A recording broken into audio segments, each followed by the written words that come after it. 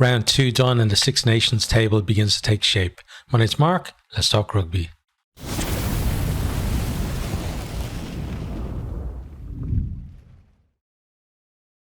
Okay, so on today's video, we're not going to go hugely into depth into the games. We are going to kind of do a little summary of each of them as much as I can remember, and like my old brain man can remember.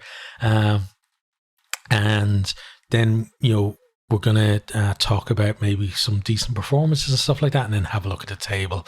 If you want more kind of in-depth from each of the games, I've already done, pretty long reviews of every single one of the games, so you can go check those out. They're already up on the channel. We've also got some stats on there if you want. We're not going to talk too much. We're probably not going to talk about stats at all today. And there's a reason for that, is because there is a stats video coming. There's certain stats that I want to look at. I don't know how many I'm going to do in the video. Sometimes, last year or at certain times, I did kind of a suite of stats, or I focus on a particular area. This one, there's two stats that interest me so far, and I might add a third to it. So not not to overwhelm you with too much stuff. And the kind of stats that I want to come back to at the end of the term as well. So that's in the works. That's coming. I'm probably going to make that this weekend, because I'm going to have 2 days off, and we won't have any Six Nations rugby to watch, at least. But we will, I think, like there's URC coming this weekend, right? So I'll be watching some of that as well. But at least I'll have more time in terms of being able to work on the stats video. So that will be out probably. I want to get out the weekend, because then, when we tick over into next Monday, it's then game week again for the Six Nations. So I want to kind of do the build up during that week and not get, if I get a day behind, I kind of feel all my stuff feels very rushed, so I don't want to do that. So that's kind of your explanation of why this video is going to be how it is, and hopefully, hopefully you can get what you need from, the videos that I've done, this video here, and then the videos that I have planned as well. But if you can't, well then, there's just plenty of great rugby content on this site anyway. And I know I'm a kind of a niche person, very niche, for rugby content, but some people like it, and I'm happy that they like it, and that's who I'm making my stuff for. I'm not here to appeal to the masses. I'm here just to appeal to people who are maybe, like me, that like a little bit more in the, discussion around things, and a mix of stuff as well, like having stats to back stuff up at times, and just some gut feeling, and a bit of passion for the game as well. Not a rugby expert by any stretch of the imaginations. Like, I'm someone who came to the game fairly late in life, compared to probably a lot of you who played as youngsters and stuff like that. But I'm somebody who loves the sport, and I love talking about the sport, and some people like to listen to me. So that's why we're here. Anyway, let's get into the review of the weekend. So we're going to start with the first game, which is a good place to start always. So Scotland 16, France 20 is the first one that we're going to talk about. So, Scotland actually getting off to a decent start in this one. And, we had that early try by Ben White, who I thought had a really good game actually this week.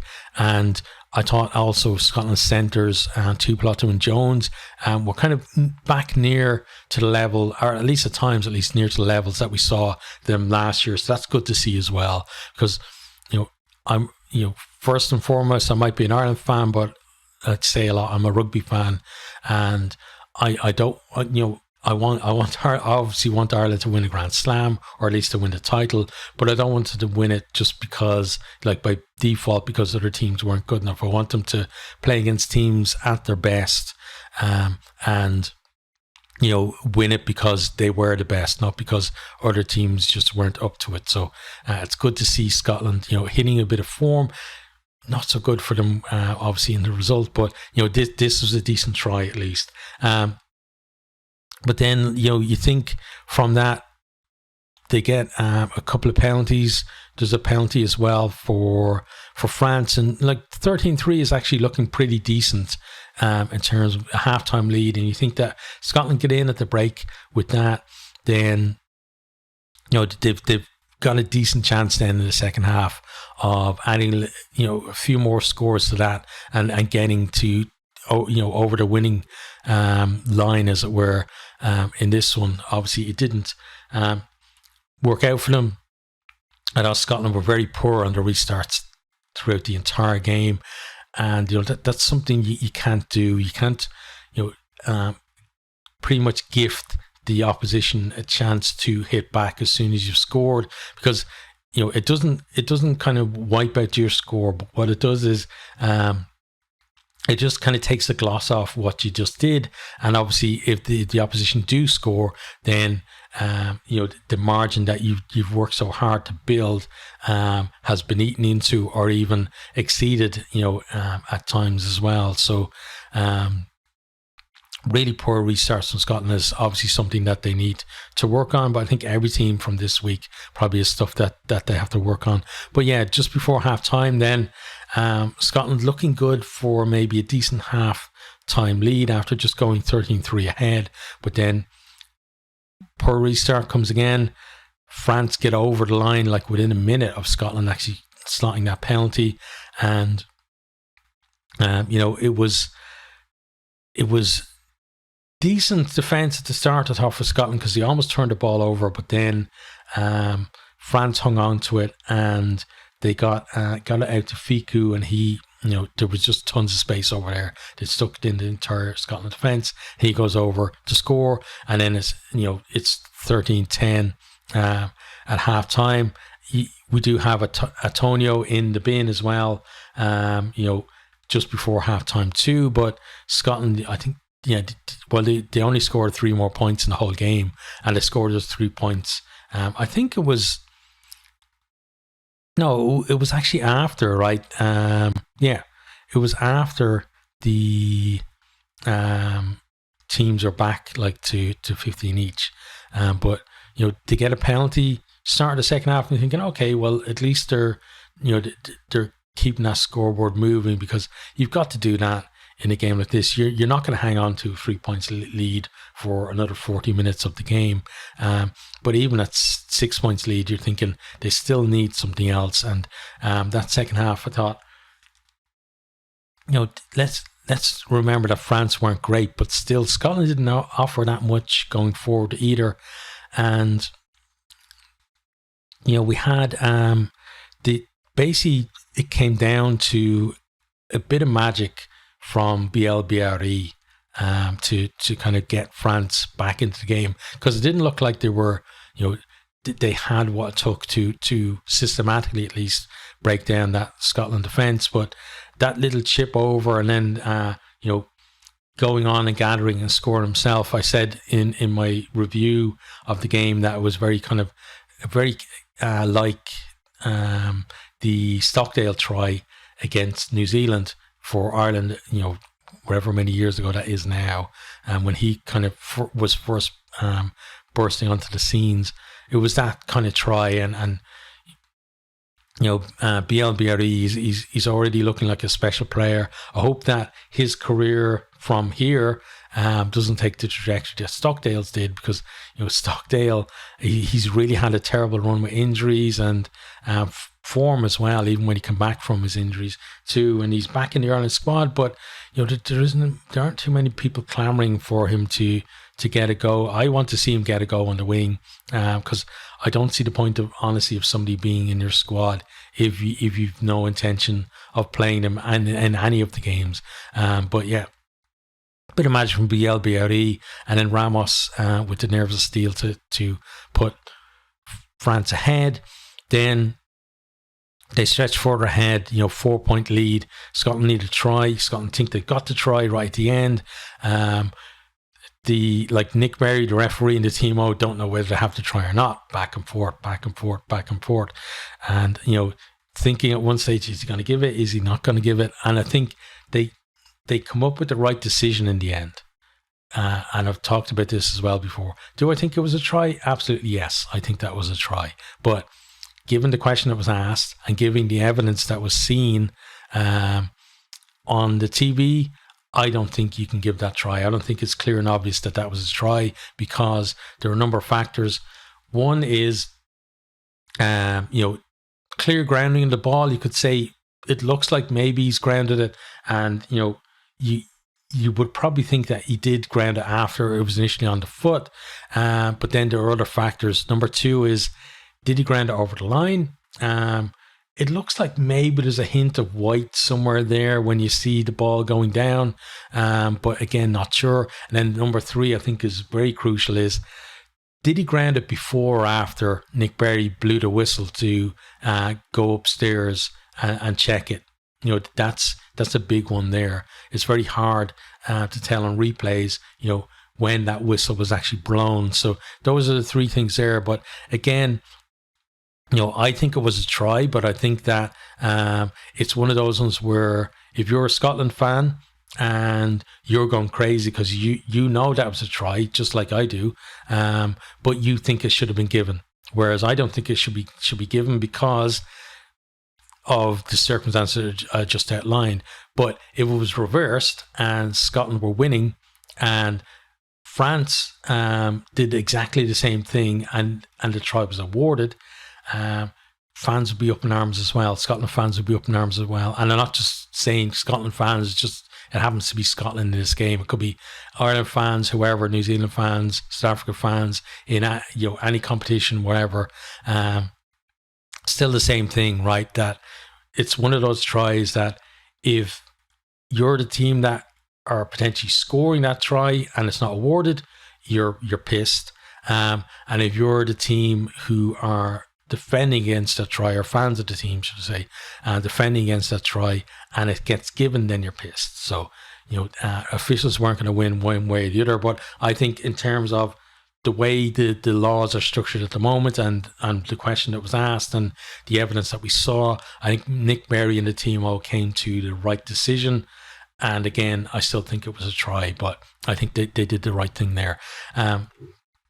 So it was kind of a weird ending to the game. I think Scotland were the better team, and France have a win. So when you think of it now, France, like they haven't even put together like a decent 40 minutes in this Six Nations. Like they were the second best team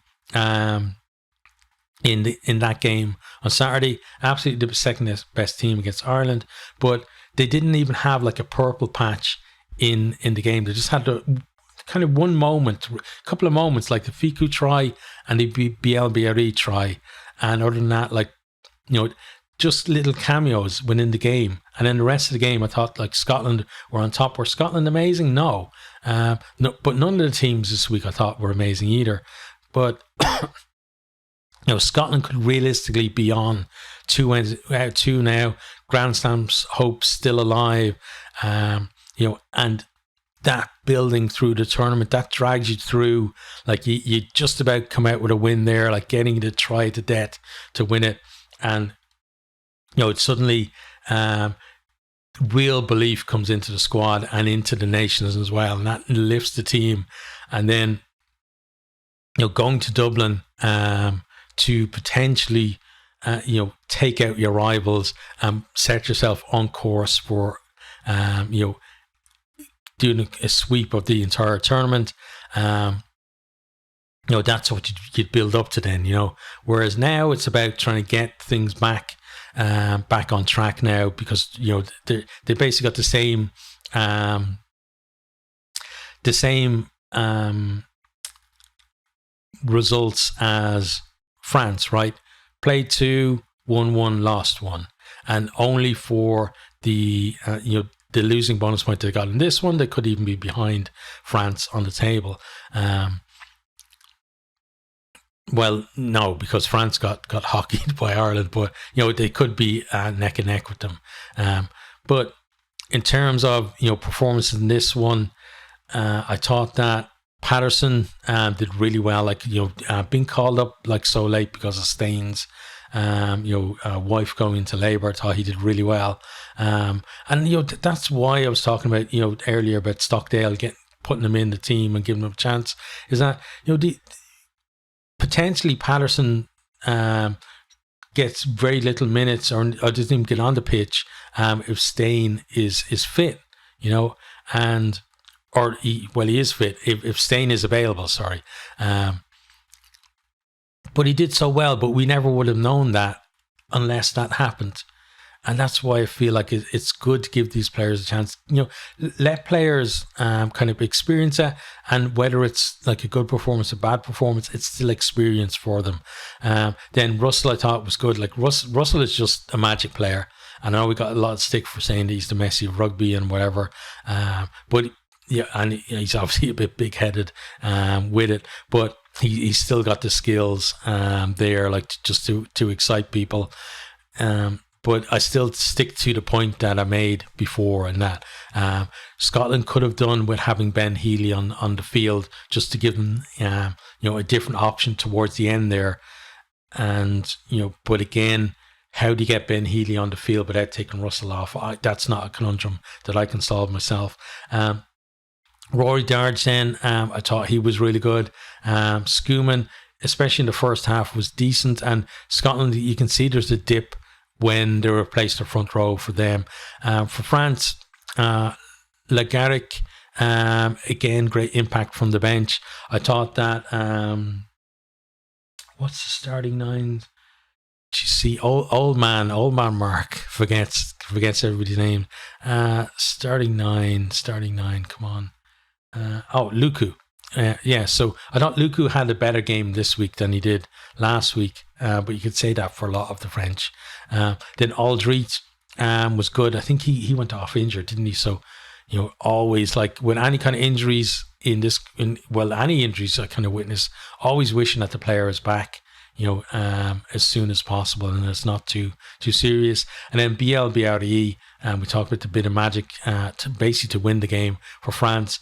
And he's a special player, and he's the kind of player that you want to see more and more of as well.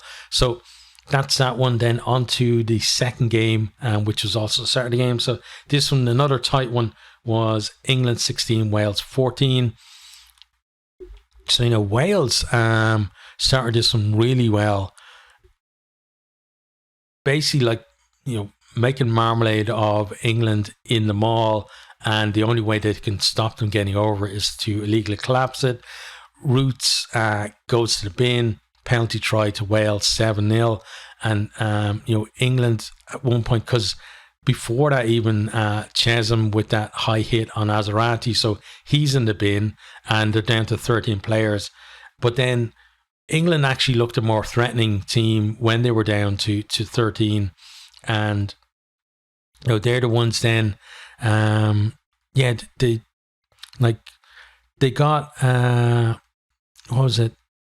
They were stretching that defense still, even down to 13, and then they see out the yellow card period. And did they score during it or after? I think they got it after, right? Let me think. I'm just looking at my notes here to see.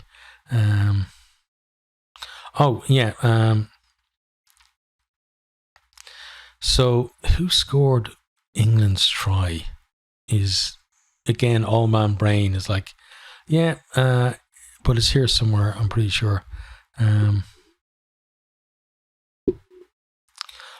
So they actually scored when they're down to 13, right? It was Earl off the back of a scrum and just real strength and great stretch out. I thought he was brilliant for England there. And then we had that thing where Ford kind of took that little shuffle step, and that was deemed the start of his run-up. And then Wales just come up and kick the ball off the tee. And you got to be like, it always reminds you of, was it Peter Stringer for the Barbarians against, was it James O'Connor was doing it, and he just strolled up and just plucked the ball off the tee because he started his run up. Yeah, it kind of reminded me of that. But then Wales then, they managed to get over again. Reffel, who was excellent for them 2 weeks in a row, actually, he's played really well. He breaks the line off to Tomas Williams, and then he puts Alex Mann over to score. And, Wales are winning 14-5 at half time. But the problem they have is, like, against Scotland, they couldn't score in the first half and scored all the points in the second half and came 1 point short. And then in this one, they scored all their points in the first half and couldn't score in the second half and came 2 points short. So if they could just get a score, in both halves at least, maybe they would have a chance of winning a game, especially when there are tight ones like this. But yeah, second half, England looking, better, and kind of it was based, like, not all of it, but certainly the domination in the scrum for them. The scrum looked fairly strong, and Wales were conceding penalties, which was they were conceding ground and giving England decent positions for them to attack from, and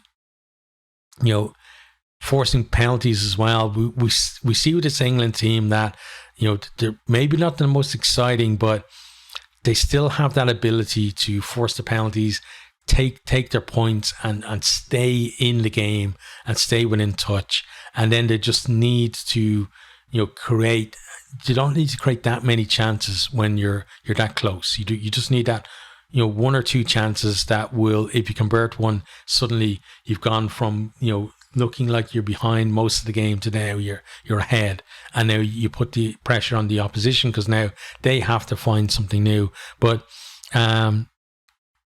we've seen from that ability from England, and then England they started to kind of stretch that Welsh defence in the second half, and they applying pressure, and Genge went close to scoring, but then they've got numbers out wide and they get the ball out to Dingwall and he goes over to score, and then Ford misses the conversion, so they're still behind at this stage 14-13, but again they get another penalty and that allows them to go ahead 16-14.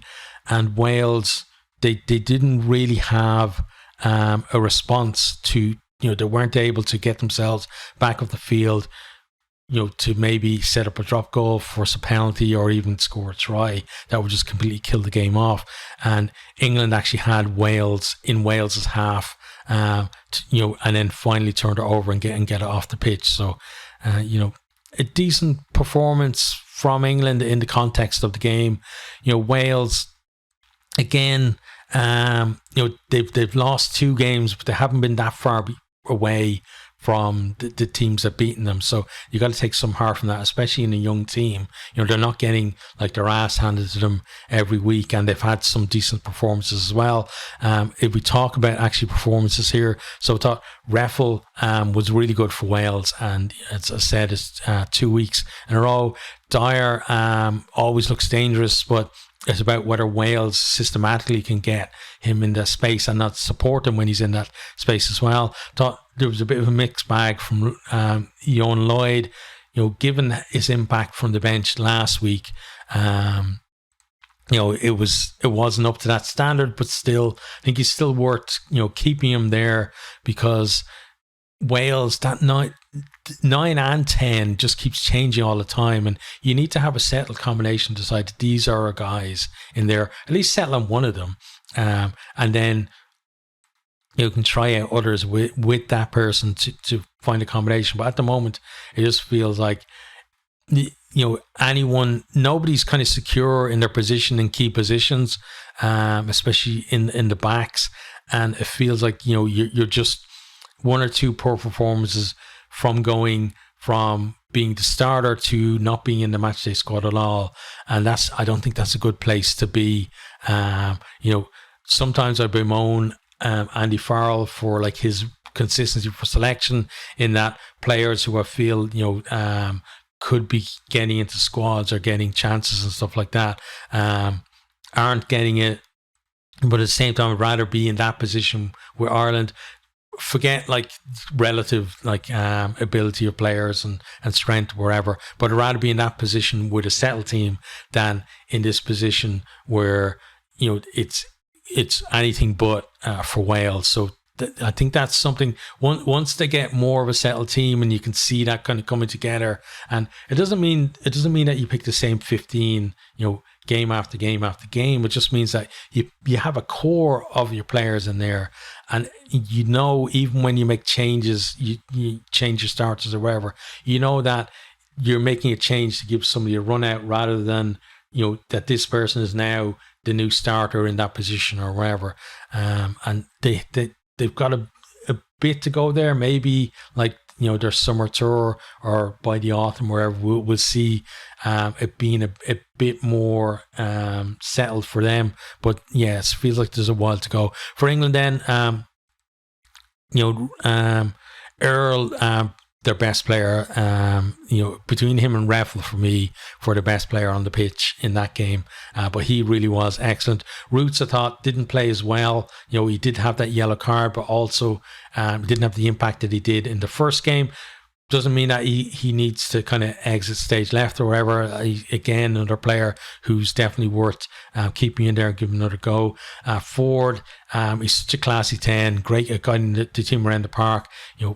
More often than not, he's going to hit, land his kicks at posts as well. And then off the bench, then I thought Genge, Cunningham South and Dan all kind of added something for them there as well.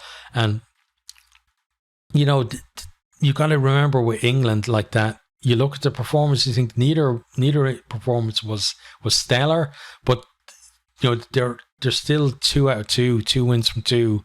And,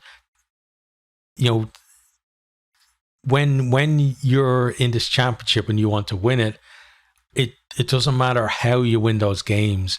When we come to tally up the points at the end, if you have the most points in terms of like match points, then you're the champions. It's as simple as that. It doesn't matter what type of rugby you played to get there. As long as you get more points than anyone else, then you're the champions and you deserve to be. That's the way I believe it. So scraping through, getting wins or wherever, keep going, and as long as you're winning, then there is, you can see that there's a lot of potential for that England team to improve. They've changed the defensive system. It's going to take a while for that to settle in. We saw even when Farrell took over in Ireland, there was a big kind of adjustment period for Ireland as well. More on the attack side than the defense side, but it's the same deal, right? It takes a while for new systems to settle in and for you to reap the reward of that. So for England to be winning while going through that transition, I think is good signs to them, and also bringing in new players too. So I think it's all good signs for England. For Wales, there's plenty of nice young talent in there, but at some point you've also got to produce a result, and that's what they've got. They've got 3 games left now. Realistically, they need to be targeted to win one of those. Looking at the ones that they have left, there's kind of an obvious one that they would be targeting to win. But if they win either one of the other 2, that would be sensational for them and a huge G up for them. And it's not beyond them to do that, because it's rugby. We don't kind of give the scores before the game is over, if you like. So it doesn't matter how much perceivably better one team is than another. If you're the better team on the day, or the ball goes your way or wherever, if you come, again, it's about points, right? If you come out with more points when that whistle goes at 80 whatever minutes, then you're the winner and nobody can take that away from you. So so kind of interesting with those 2. Then final game then, Ireland 36, Italy 0. So nilling Italy, it's the first time ever, actually. I believe they said in commentary, Ireland nilled Italy, which in itself is a great achievement. Maybe at the start of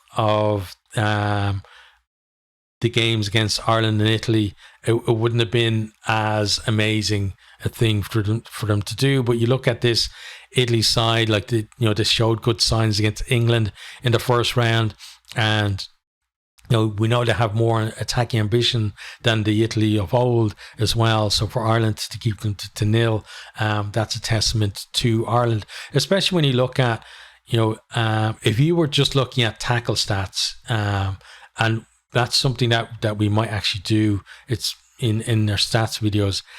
Ireland probably look like the worst defense in the whole tournament because they miss, like, percentage-wise at least, they miss more tackles than anyone else.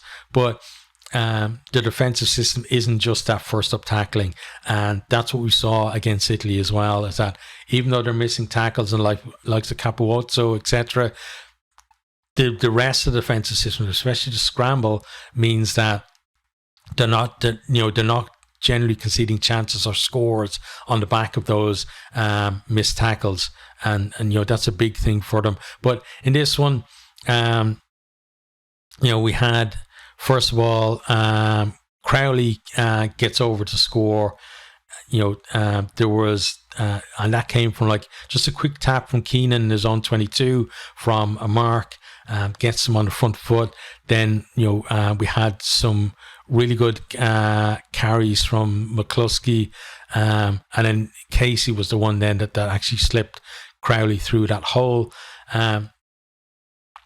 Then I thought the likes, Joe McCarthy had a decent game from Ireland as well. Like, he's just a monster of a player. It's been a long time since Ireland had produced a monster, and it's kind of good to see.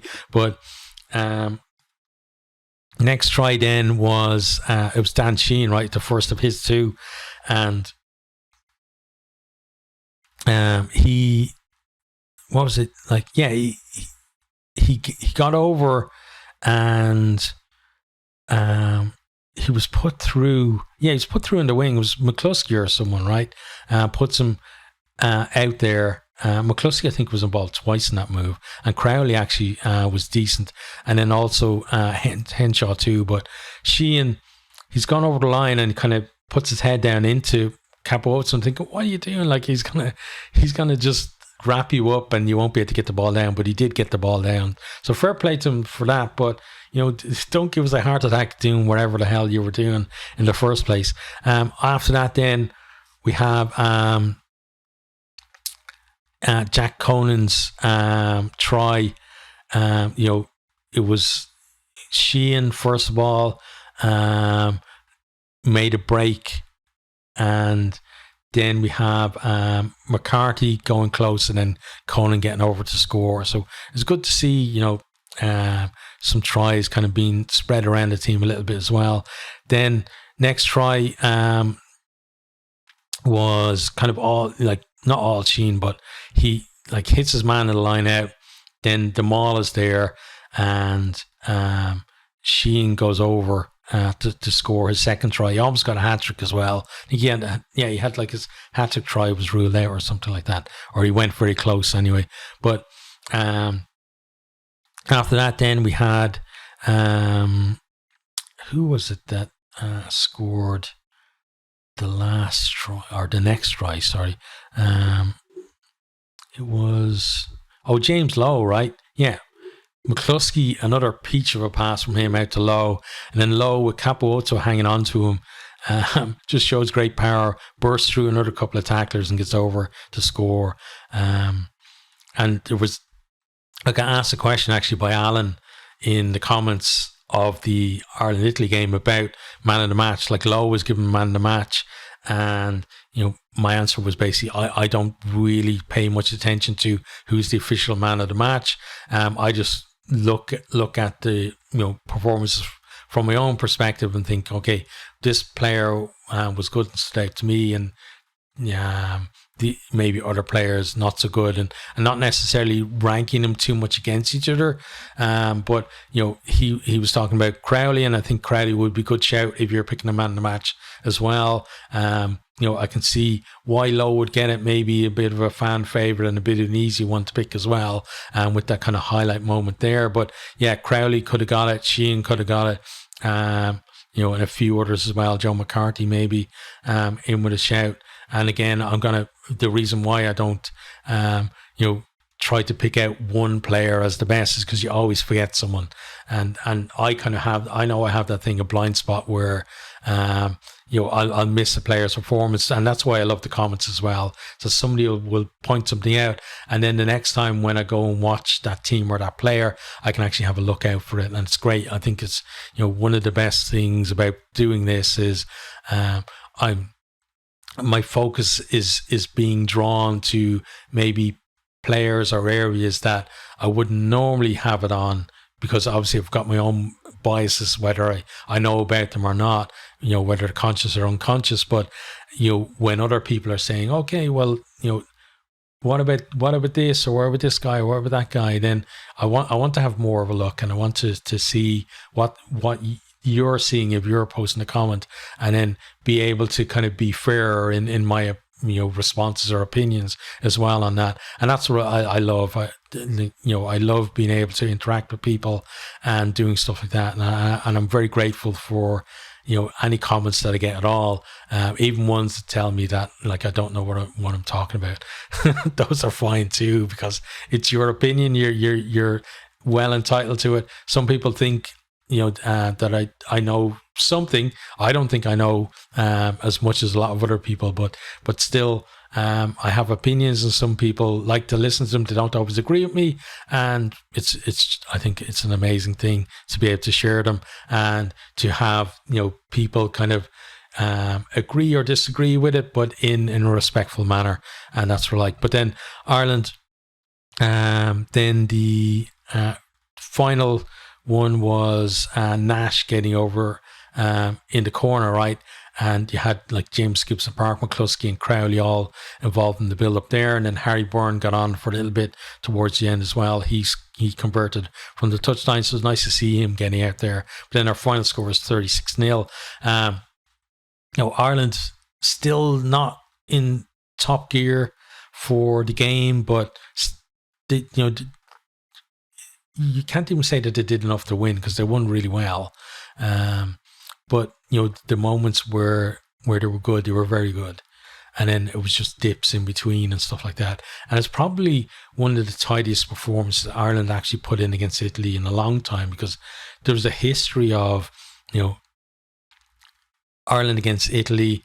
It's obviously the game where you're most likely to make changes, and because of that whole kind of settled nature of the team, it can cause disruption, more I think to Ireland than to other teams, and you get that kind of patchy performance and stuff like that, and you maybe struggle for times during the game as well. But other than kind of the chance that Italy had from the start, like the penalty that Garbisi missed, there wasn't really too many other chances for Italy to score that you could point out and say, well, they blew that, and maybe they should have scored there, so that's credit to Ireland as well, like that. Even though it's not a perfect performance, they limited what Italy could do as well. And you got to be happy, obviously, if you're an Ireland fan, if you're an Ireland coach, player, whatever, to be 2 from 2, kind of the same as England, right? Doesn't have to be perfect performances.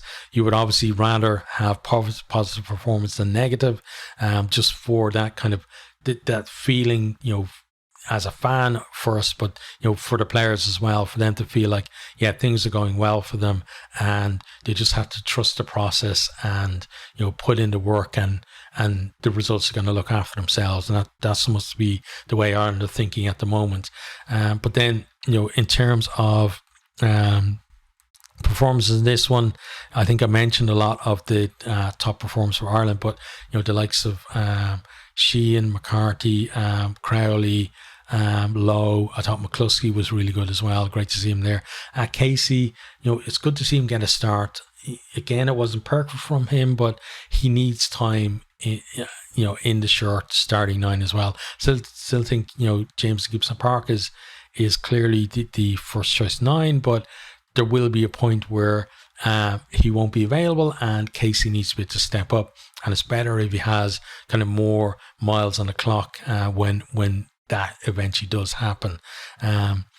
Then, looking at kind of the rest of the team, there's not many you'd pick and say, oh, they had a bad game. And it's great as well to see, Caelan Doris getting to be the captain of Ireland.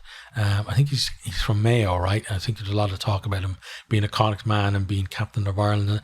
And that's nice to see too, like that. I'm not one of these that feels like you have to have, representatives from each of the provinces just because.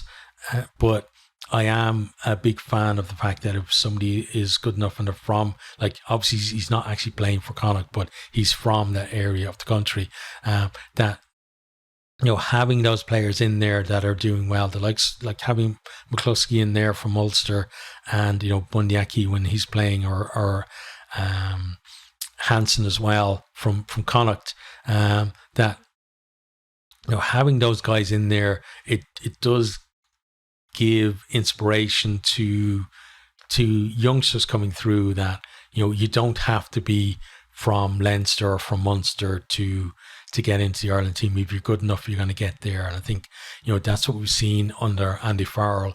It's not a case of, picking players just to get a balance between the provinces. It's a case of he wants to pick his best players, and if you're delivering for him, he's going to be loyal to you. And luckily, we have kind of a spread. Obviously, there's a lot of Leinster players in the team, but we've got a spread still among the provinces of the other players in the squad.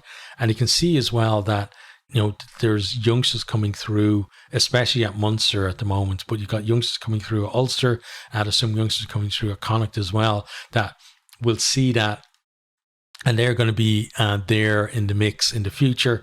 And, the balance might shift again a little bit away from Leinster in the future, just because of the decent youngsters coming through at the other provinces. We don't know, but it's kind of nice to see someone like Caelan Doris getting to be the captain, because he's, as a player, obviously he stands out with his performances, but maybe like when you're looking at the team, you wouldn't say, oh, well, obviously Doris is going to be the captain, especially when you've got the likes of, people like Ryan there,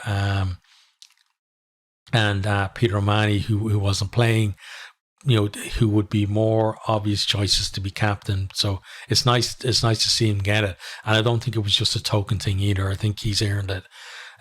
But somebody who also earned a lot of praise this week was the young chap. Was his name like Stevie or something? Stevie Mulrooney or something like that. But the young kid that sang Ireland's Call, like he's got to be one of the performances of the weekend. That was just amazing, from such a young kid to have the confidence to do that and the voice to do it as well, and no fear in him at all. It's great to be a young fella, right? Just get out there, and why not just sing your heart out in front of 53,000 people and like nail it as well. So that was great to see. Once like those are the kind of things you want to see more of. Like I don't really care to see some kind of pop star that had a number 43 hit singing or wherever. Like if they are fine, like if they do a good job, I don't care. But if you have the opportunity to do something like that with a kid like that, then why not? Right? That's kind of the way I think of it. Although if you get a bunch of kids and you put them in a choir, and you don't have any actually accompanying music with it, maybe not such a bad idea, France with the World Cup. But that's kind of the look back at the games. We're now going to have a look at the games and accompanying things as well. But we're going to have a look at the table now too. So we're going to start at the top, and luckily for me as an Ireland fan, it's Ireland on top. I won't always be like that, obviously, and I remember the bad old days when Ireland were down where Italy are, and favourites, especially when it's the Five Nations, favourites for wooden spoon for a lot of the times when I was a kid.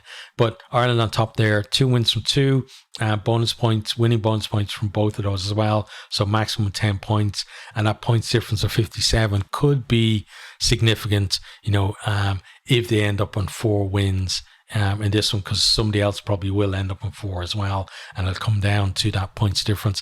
Second then is England, 2 wins from 2 from them as well.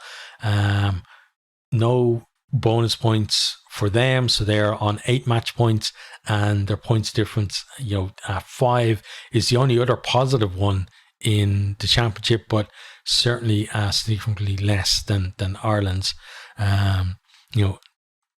If everything else was equal and it came down to closing that difference, then it means that England, they're looking at like it's a 52-point difference, right? So then, 52 points. So looking at beating Ireland by 27 points or more, just to close it. That's if all the other results would go kind of equally from here out. So the other 2 matches, if they both had the same, if they both won their other 2 matches and won them by the same margins collectively, which is probably not very likely. But third, then we have Scotland. So 1 win out of 2, probably should be 2 wins out of 2. And I'm not just talking about that TMO decision. I'm talking about Scotland, in big games, being more clinical. They're the better team, and they shouldn't be relying on a last-minute try to beat a France team that didn't perform all that well. They should have been, France should have been, I feel, on the basis of kind of performance between those 2 teams, that the last minute or 2 of the game, France should have been pushing to score a try, not to win the game, but to get a losing bonus point. That's kind of the margin. I think Scotland should have been about 10 points ahead, just on balance of performance and play, and not necessarily certain incidents in the game.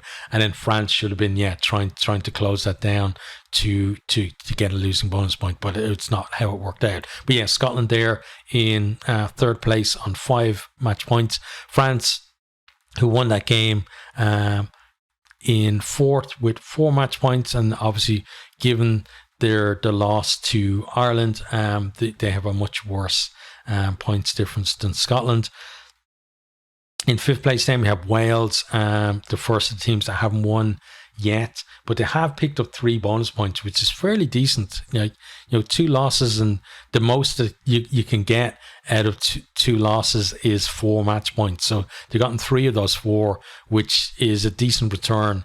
And then only -3 on the points difference as well. They lost by 2 points and 1 point. So they're again, they just need to figure out how to score in both halves of the game, and maybe they'll get that win that they need. And then finally then we have Italy, 2 defeats out of 2 for them, but they're not kind of cut adrift at the bottom there. Obviously points difference not great, but they have just lost 36-0 to Ireland. And if you look at France's -17 points difference, you can see that shipping a defeat to Ireland can do that to you. And if others do, if Wales were to lose next time out against Ireland, maybe their points difference would be more, closer to Italy's at that point. But they have 1 losing bonus point, which that came in obviously the game against England, and in the opening one where they had they were ahead, and maybe this team, a year or 2 more development in them might have been able to bring that home to a victory. But there's decent signs from them as well. They still have that attacking ambition about them, but they're being a bit more pragmatic with stuff. And hopefully Caseta gets the time that he needs, because you can't just bring in a new coach and then give him 1 Six Nations and then go, oh look, Italy got the wooden spoon again, so they're not making any progress. You don't have to kind of move up the table to be making progress. It's all about, are the players improving at test level? Are they causing more problems to the teams they're facing, etc.? Are they creating more chances? Are they cutting out kind of silly errors, that kind of stuff? Like handling errors is one area where Italy definitely need to improve on. So, at the moment they're bottom of the table, but it's still at the moment for them. They're looking maybe at that, that Wales game and thinking, well, if we can beat them, maybe we're going to finish above them in the table. And who's to say that they won't? Like at this stage, we've got, realistically, Wales and Italy are out of the running for the championship. It's very rare that somebody actually only wins 3 games and wins this tournament. So then you got like the top 4 there still in the running. Ireland and England, obviously, until they lose the game, it's between those two, right? So Scotland and France are relying on, either like France being able to beat England or, Scotland being able to beat the 2 of them.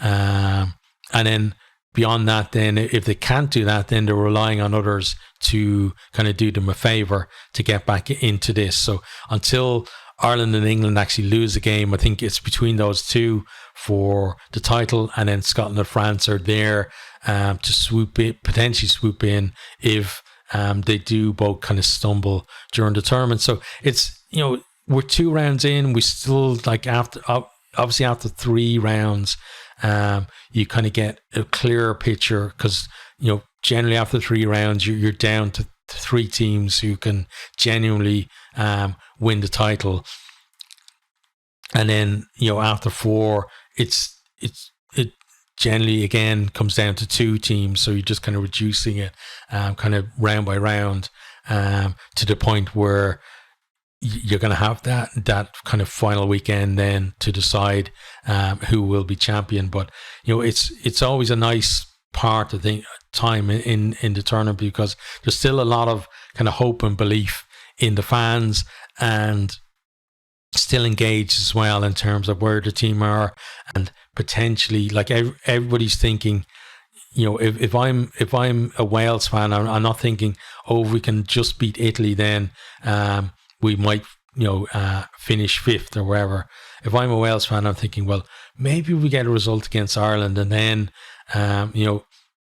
then it's between us and England, and if we beat Italy as well, or even if we win like 2 of those 3 games, we can finish in the top half, and that would be a decent Six Nations for them. And that's the kind of thought process I think a lot of fans would be in. You got to be optimistic, right? If you're not, then what are you doing being a rugby fan, as far as I'm concerned, right? Because like, even when Ireland were absolutely dire, and I mean dire, and you can go back and check the history books and the tapes or wherever, that there was a time when Ireland were dire. I'd still think, every game going in, oh, we have a chance, and then be disappointed a lot, but it's still part of the love of the game, right? But yeah, that's our table for now. We, as I said, we're going to have stats that I'm going to do at the weekend, and then next week then we will kind of switch over to the build up then to round 3. So I hope you've enjoyed this one.